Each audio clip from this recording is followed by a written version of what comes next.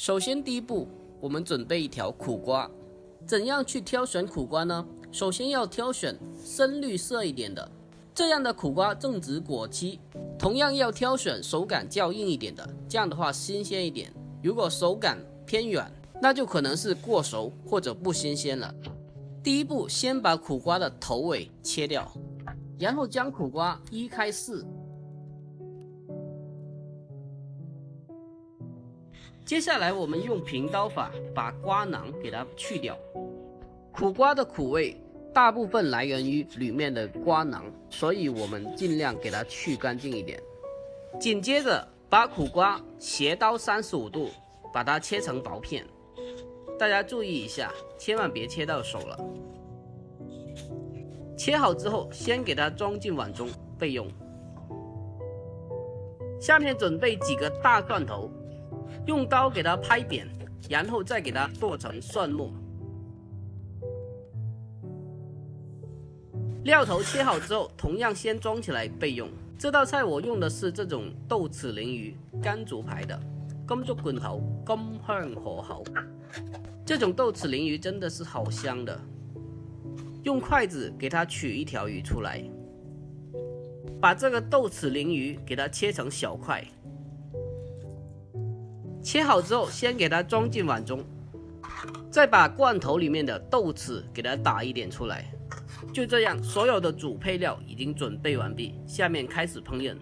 下面起锅烧水，这一步要先把苦瓜简单的焯一下水，锅中加一点盐，给它增加一点底味，再下一点食用油，目的是保持苦瓜的一个翠绿。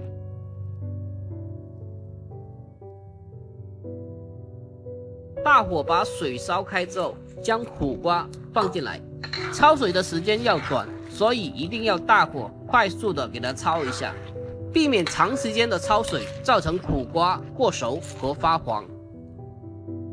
大火焯水1分钟，将苦瓜捞出来，控干水分。这时候的苦瓜已经是刚刚好的断生了。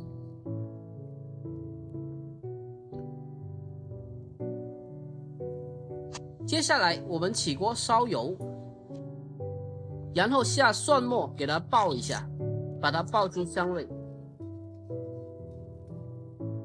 这个时候再把豆豉鲮鱼放进来，用小火把豆豉鲮鱼的香味给它煸炒出来。这个时候加适量的蚝油进来，再来上些许的白糖。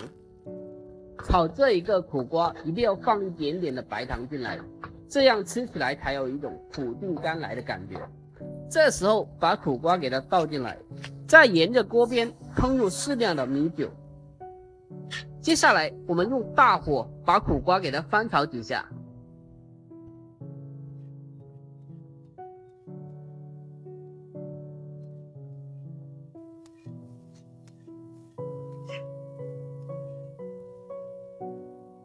这个时候我们再加适量的盐进来，然后把调味料给它翻炒均匀。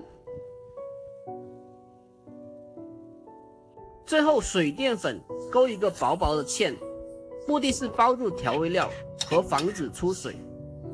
用大火把它翻炒出锅气。最后来上些许的尾油，给它最后翻炒均匀就可以了。最后给它出锅，装进盘中。就这样，这款家常菜豆豉鲮鱼炒苦瓜就制作完成了。这道菜虽然操作简单，但是味道真的是非常的不错。好了，本期的视频就到这里，喜欢的可以双击评论转发，我们下期再见。